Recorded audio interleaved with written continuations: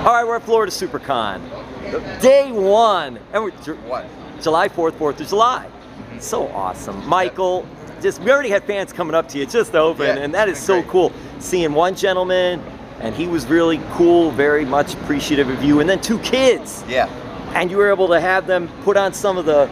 My morpher and my Time Force badge. This is from the show. So yeah, a lot of the kids, I can't believe they even knew the show. They said, how many years of bad luck do you have? Because in the show I broke glass, a mirror, and I had 7 years of bad luck. So I was like, well, those are over, but I broke glass, a mirror again, so I have another 7 years. Isn't it wild with social media and with YouTube and all these other technology ventures that are out there that you could see all these different types of shows on there, and even kids are doing that, are refining celebrities and all. What's that been like for you? There's no chronological order anymore on like what's old or new. You know what I mean? Because a lot of people are watching it for the first time as if as it just came out. It just came out, yeah.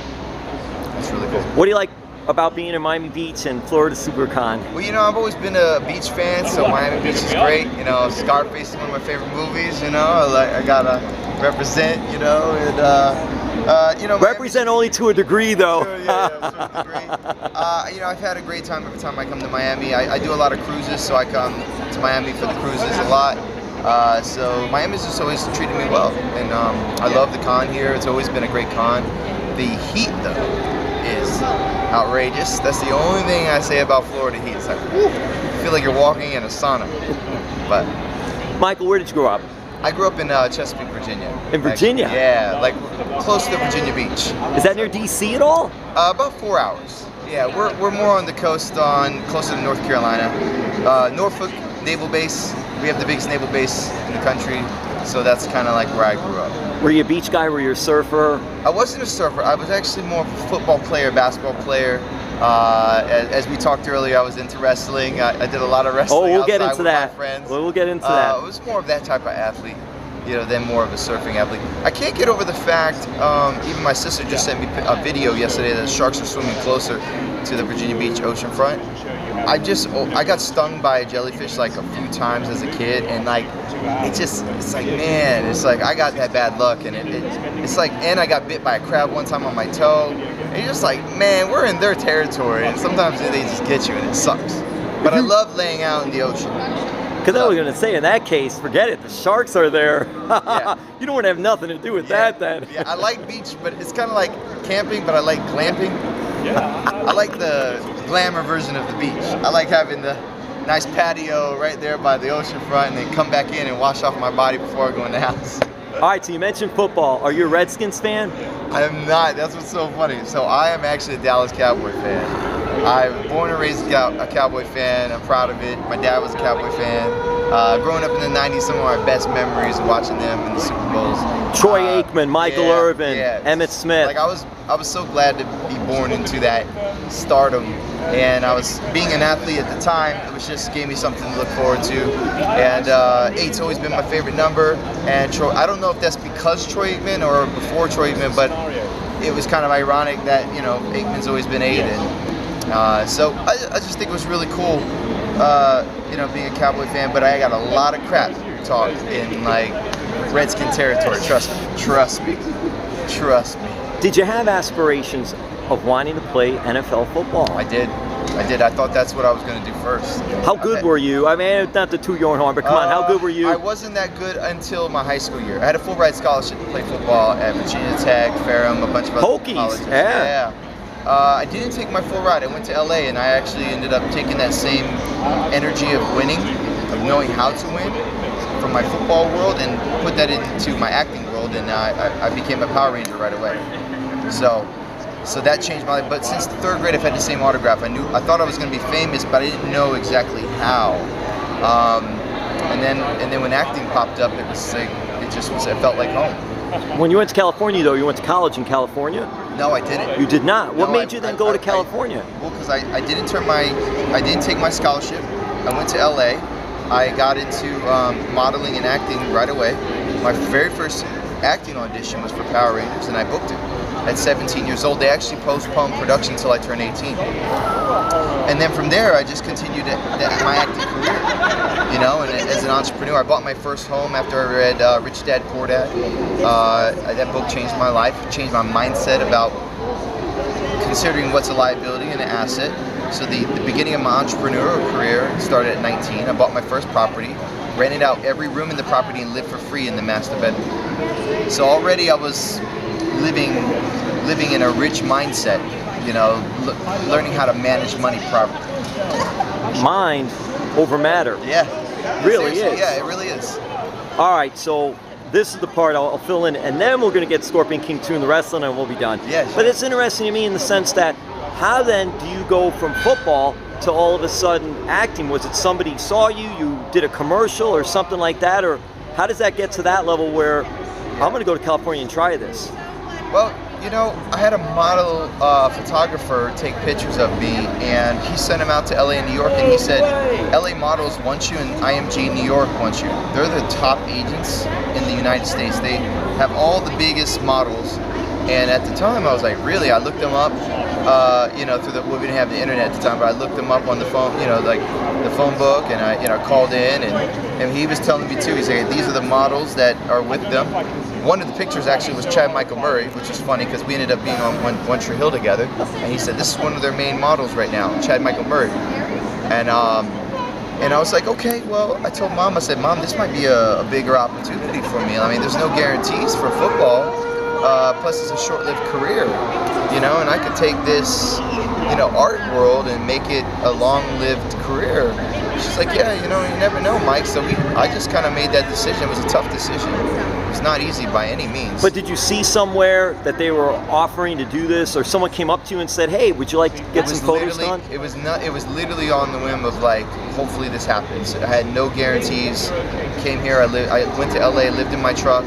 I just toughed it out for a little while, and it pushed through, and then it happened quickly for you, though. Yeah, like I said, it happened quick, and then I had, after Power Rangers, though, I had 4.5 years, kept track of every audition. I had 1,482 auditions where I heard the word no until I got on One Tree Hill. So there's a lot of rooms I went in until I got on One Tree Hill. I think that football discipline, though, do you think that also helped you in the acting, especially when you're getting rejected? Yep. Persistence is key.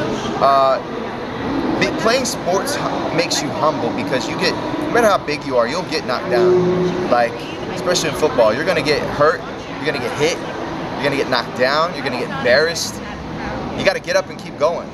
You're gonna make a mistake in football. I mean, there's no way any athlete plays perfect every single play of the game. You fail more than you succeed, you do. Especially baseball. Yeah.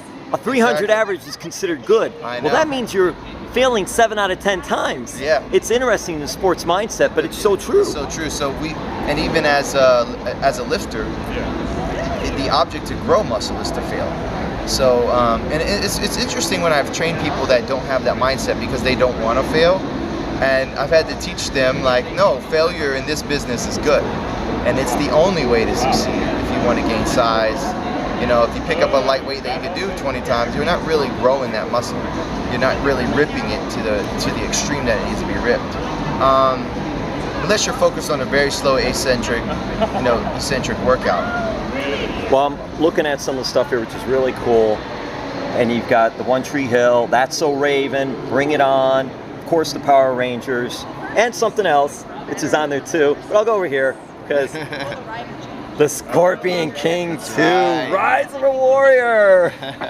All right, so tell us the backstory, because I think I know, but maybe I'm wrong. And you're the one that lived it. Yeah. So how did you, by the way, Scorpion King, the original, starred Dwayne "The Rock" Johnson. Yeah. How did you get the part for Scorpion King 2? Well, ironically, I was on the set of Bring It On, and the same producer did Bring It On for Universal we're doing Scorpion King 2. And I've always imitated The Rock. And then I imitated The Rock on set, and the producers were like, oh my gosh, Mike, do that again. And I was like, you know what I'm gonna do, Stone Cold Steve Austin? I tell you what I'm gonna do. If you smell what The Rock is cooking. And then I did that whole thing, and he was like, oh man, you sound like The Rock. And I was like, yeah, I've always looked up to him as a wrestler. You know, wrestling in my backyard with my friends. And then And then they had me audition, and it still wasn't like a guarantee. I went in, I almost didn't get the role because the other producers thought I was a little too, what's the word, to not sound like I'm boasting, but like pretty boy, like more of a boy band-ish look, and they wanted more of a rugged look. They want more rugged look, and you were too good looking. Yeah, and then so I went in and put tire grease on my face, had my hair all down, and just was like, all right, cool, I'm gonna do whatever it takes to get this role. And then I did that, and they saw the more masculine side of myself, not so put together, and they were like, cool, I can see this guy playing it. And then that was it. And then I got the role, and they said, you're going to South Africa, and that was it. Yeah. Did Dwayne "The Rock" Johnson get the message here? Say anything about Scorpion King 2? I wish it was. I actually got to meet him in Casa Vega prior to. And I told him one day that I was going to play a younger version of him, or not. Actually, I didn't say younger. I said one day I'm gonna be your brother or your son or someone in the movie. He's like, oh yeah. And I was like, yeah, you'll see. And then like a year and a half later, I booked Scorpion. So it was like not even. It was probably like a year later. It's crazy. What was it like for you though, as a wrestling fan, meeting him? Yeah, it was just.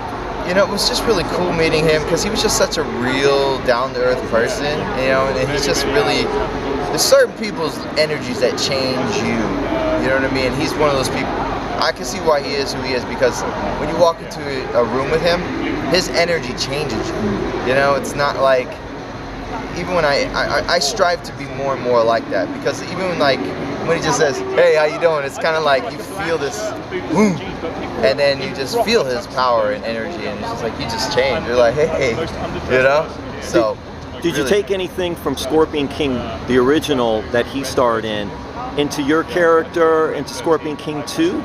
I mean, mannerisms, really. I tried to do a different spin, more of a realistic, less comedic approach to the character.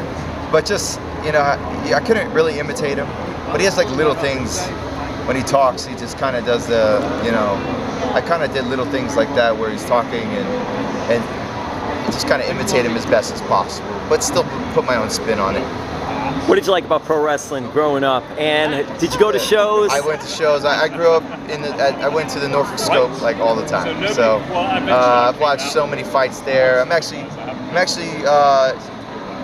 basically got the rights to do Diamond Dallas Page's movie. So I'm friends with Diamond. What a great guy. Yeah, we've been talking over the phone. I've got his 2 books that he sent to me, and I'm hoping to make it on this phase or the next phase. But I've just loved wrestling in terms of its electrifying stuntmanship of life. It's like, as a kid, you don't get to see too many people like flip in person. I mean, you get to watch, ninja movies and Power Rangers and stuff like that, but when you get to go in person and watch people flip off the top ropes on this, I mean, it's just electrifying. And as a kid, it's just so cool. It's just something that, just like the guys can get together, and we would just, especially when Goldberg came out, when he would spear someone, it would be like, woo, and everybody would like get all hyped and stuff. It's just a fun time for dudes, Goldberg, Goldberg. Yeah, it's just really. It's really an electrifying time to spend with your friends, man. It really is. It really is a combination of a lot of things, too, if you think about it. You mentioned stuntmen, stunt women, athleticism, acting. Mm-hmm. There's so many components in pro wrestling. A lot of components to it, man. You mentioned where you went. And it's tough. I've hung out with Marty Jannetty, and his foot now is so broken that he walks on basically his ankle. It's because he jumped off the rope so much and broke it. And I was with Lex. I had dinner with Lex. Hold on one second. Okay, good. I've had dinner with Lex, and Lex has, I think he's in a wheelchair now. So this stuff is very strenuous. So for sure. You mentioned DDP. So how did you meet DDP? Why don't you just tell them?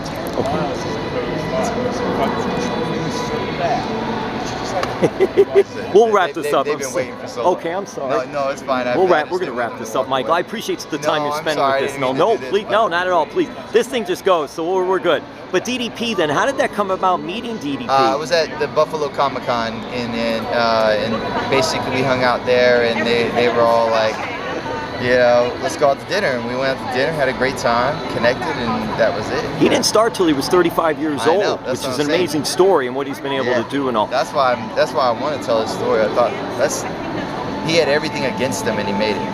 And then the other thing I was going to talk about, because you mentioned, where did you go see the wrestling when you went? The arena? Norfolk Scope. Yeah. Were you around then when they did the Monday Night Wars? There's a famous Monday Night Raw and the Invasion. Yeah. One was at the Scope, and I think one was over across the street in Norfolk. Yeah. And they did a whole, I don't know if you remember that or were part of that back in the day, where I think where so, one came over to the other, and they did a whole like invasion angle I think so. with DX and everything like that. But it was just such a great time to be a wrestling fan and all. And you were in that area for all that. Did you ever think about becoming a wrestler? I've talked about it. I've talked to. I've actually. That's why I started talking to DDP, because I said I want to know. I want to know some ways to get started. I know I'm older too, but I thought, how cool would it be to kind of spin my career and maybe do some wrestling too? So David Arquette, and now he's back. He's wrestling now again after all those years, but he was able to do that. But you find that sometimes and all. All right, we'll wrap this up, and thank you so much, Michael, for taking the time. We've got anything you want at social media or anything you want to? At Michael Copon, it's COPON on Instagram, and follow me. Do we got like can we do a rock ending, something rock-esque? Hey guys, make sure you check out this guy, Michael Copon. He's about to rise to the top with you little jabronis. You're not even worthy of his time, because his movies are gonna go way, way to the top if you smell what The Rock is cooking.